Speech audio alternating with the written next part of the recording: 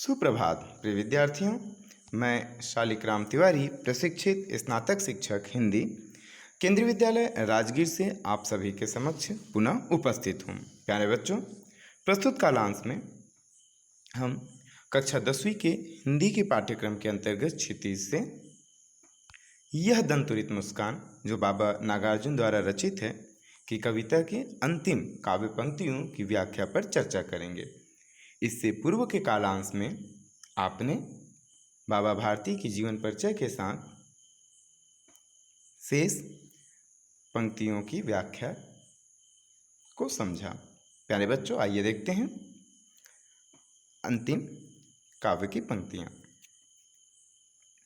उंगलियां माँ की कराती रही हैं मधुपर्क, देखते तुम इधर कनखी मार, और होती जबकि आंखें चार, तब तुम्हारी दंतुरित मुस्कान मुझे लगती बड़ी ही छविमान।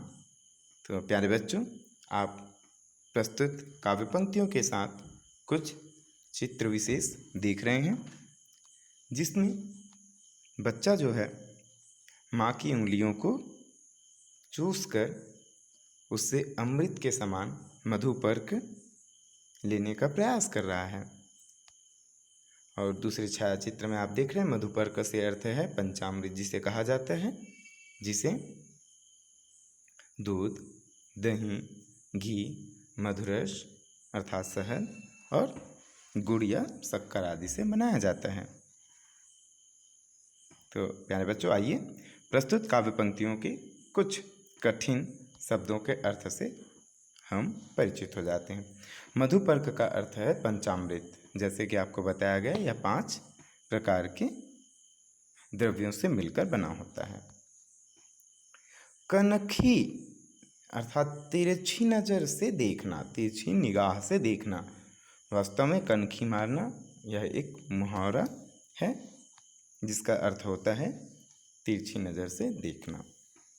छविमान अर्थात सुंदर, सुंदर प्रतीत होना। आंखें चार होना, यह भी मुहावरा है, जिसका अर्थ होता है परस्पर देखना या मिलना। आइए बच्चों, प्रस्तुत काव्य पंक्तियों की व्याख्या की ओर आगे बढ़ते हैं।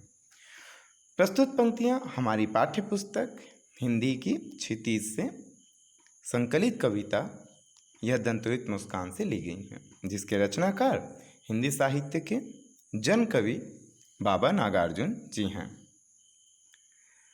कवि ने बच्चे के सौंदर्य का वर्णन प्रस्तुत किया है इन काव्य पंक्तियों में। तो आइए देखते हैं बच्चों। उंगलियां माँ की कराती रही हैं मधुपर्क। आप सभी ने अक्सर देखा होगा, बच्चा जब प्रारंभिक अवस्था में होता है जन्म के, तो उस दौरान वह किसी भी वस्तु को जो उसके हाथ के संपर्क में आता है, उसे वह या उसी के आसपास जो आता है उससे वह सीधे अपने मुंह पर ले जाना चाहता है। तो ऐसा इसलिए होता है क्योंकि उस समय जीभ ही, जो इंद्रियां होती हैं 5, उनमें से जीभ ही सर्वाधिक सक्रिय होती हैं। उसके बाद धीरे धीरे बाकी अंश जो होते हैं सक्रिय होना प्रारंभ होता है। तो वह किसी भी चीज़ को जानने परखने के लिए बच्चा प्रारंभिक समय में अपने मुंह पर ले जाना शुरू करता है।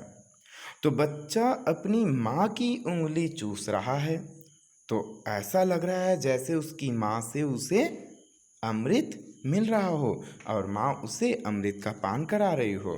वह बिल्कुल शहद की मिठास की जैसे रहता है, जो पंचामृत का मीठापन रहता है, उससे भी कहीं ज़्यादा अधिक रसीला या मिठास से युक्त तो उसे लगता है।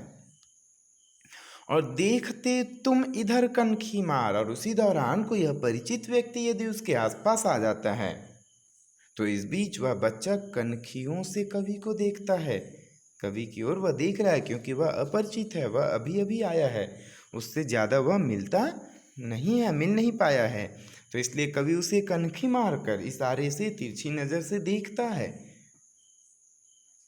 और होती जबकि आंखें चार, और कभी कभी यदि उसे लगता है कि बच्चे को कि यह मुझे नुकसान नहीं पहुंचाएगा, तो उसे बिल्कुल निश्चल भाव से देखने लगता है। तो ये बोल रहे हैं कि जब दोनों की आंखें परस्पर मिलती हैं, चार आंखें, दो बालक के, दो कवि के, तो उस दौरान की जो दृश्य होते हैं उस दौरान के, तो जब दोनों की आंखें आमने सामने होती हैं तो कवि को तब तुम्हारी दंतुरित मुस्कान मुझे लगती बड़ी ही छविमान। कवि कह रहे हैं कि वह उसकी छवि को मैं अपने शब्दों से बयां नहीं कर सकता। वह जो मधुर, जो छोटी छोटी दांतों की पंक्तियां हैं, उससे जब तुम मुस्कान भरते हो मुझे देखकर या किसी को भी देखकर, तो वह बिल्कुल ही अद्भुत छवि से युक्त है, अद्भुत दृश्य से युक्त है और उसकी तुलना मैं कहीं भी नहीं कर सकता। उसकी सुंदरता ही